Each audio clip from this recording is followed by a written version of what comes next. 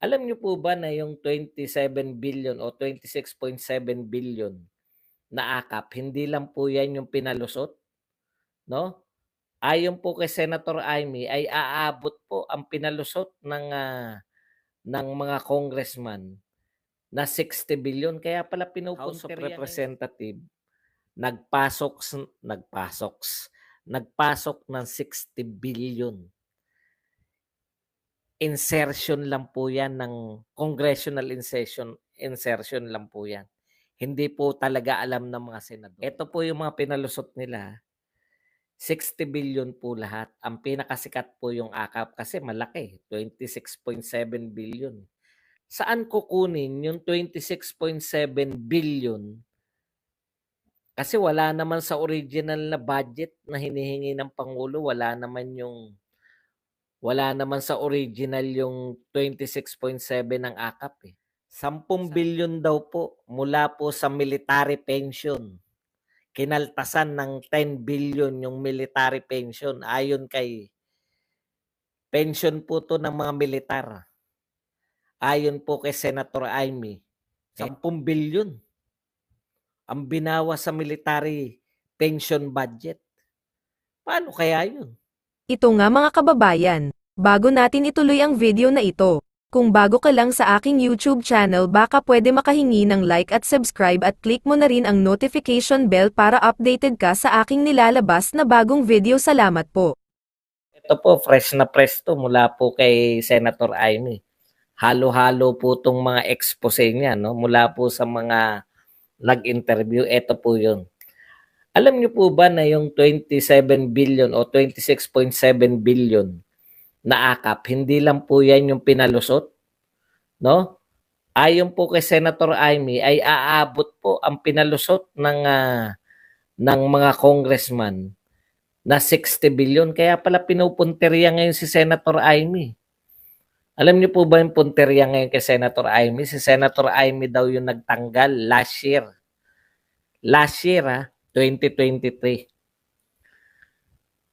Nagtanggal ng budget nagkaltas ng budget ng Porpis para ilagay daw sa AIX. Marami raw mahirap ang hindi nakatanggap ng Porpis dahil kay Senator Amy. Yun po yung reaction nila. Kawawa tong gobyerno natin. Instead na sagutin nila kung totoo ba o hindi, yung mga binibintang ni Senator Amy, magkokontra po. Mag-ano nga ako.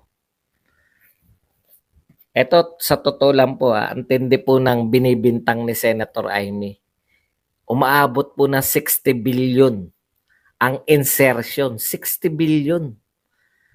Ano po yung insertion? Insertion po yan. Tapos na po. Paulit-ulit na si Senator Amy. Napadala nila, nag-usap na sila, okay na, ito yung mga inaprubahan. Pagkatapos po, nagsariling sikap. Hindi ito yung sariling sikap na iniisip nyo Yung House of Representative, nagpasok ng 60 billion. Insertion lang po yan ng congressional insertion lang po yan. Hindi po talaga alam ng mga senador. Kaya nga nagpalusot na sila na nagpalusot, kinakantsawan pa yung mga pumirma Pumipirma kayo nang hindi nyo alam. Alam nyo yun kung gaano kasutil. Pinalusutan nyo nung nakalusot. Okay, kumbaga, kayo ang gumawa ng krimen. Tapos nung nakita yung krimen ninyo, sisisihin nyo yung nakakita. Bakit meron ito? Bakit nyo pinalusutan to? 60 billion po, hindi lang po pala yung insertion na 20 billion. Hala, lahat na ng ano ko. Naubos na yung pera ko.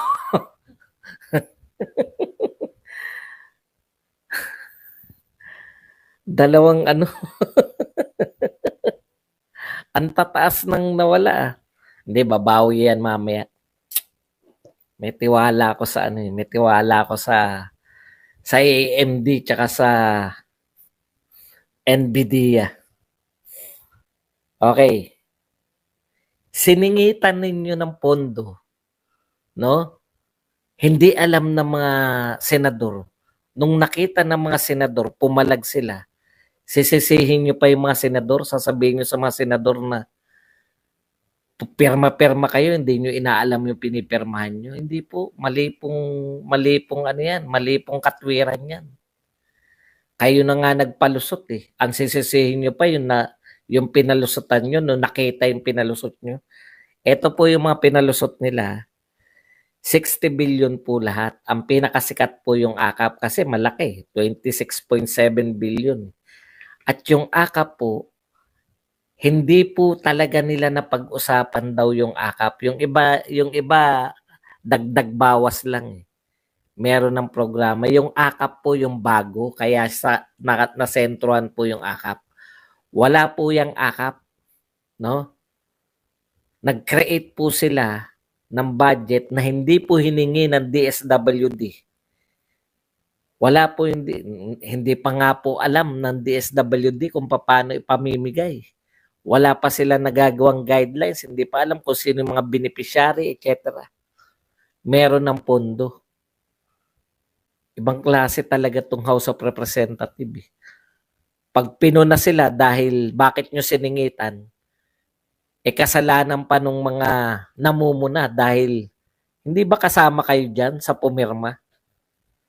Pinadala nga raw sa inyo electric signature. Kung ano man yung ibig sabihin nun. Okay, pero eto po ang malupit dyan, no? Paliwanag ko lang po ulit sa mga hindi po nakapunta nung ako ay nagpa-seminar. Yung budget po natin, bawal po yan dagdagan, no? Galing po sa Pangulo, bawal po dagdagan. Badong, kung bawal dagdagan yan, saan kukunin yung 26.7 billion? Kasi wala naman sa original na budget na hinihingi ng Pangulo, wala naman sa original yung 26.7 ng AKAP eh. Saan ngayon kukunin yun, di ba? Ayun, yun ang magandang tanong, no? Kung bawal dagdagan yung pondo, babawasan yung iba. Magugulat po kayo kung ano po yung mga binawasan. Kaya sari-sari po, no? Hindi po isang bawas nilagay lahat dyan. Bawas unti-unti para ilagay sa AKAP, bawas unti-unti ilagay pa sa iba pang insertion nitong mga House of Representatives. So umabot po yung insertion na yan na 60 billion. So umabot din po na 60 billion yung tinanggal nilang pondo. Nakukuha po ninyo? Natanggalan din yung may original na 60 billion. Kaya po, eto po. Ay, hindi pa. Bukod pa doon, nagbawas sila, nagdagdag. Alam niyo yun, dagdag bawas. Okay. So, ano po yung mga naapektuhan? Isa po sa mga naapektuhan nito, yung budget ng pension. Ito ayon po ito kay Senator Amy. Wala po akong hawak na data. Mula lang po sa kanyang sinabi. Senador po ng Pilipinas yan. Pwede po nating i-quote yan.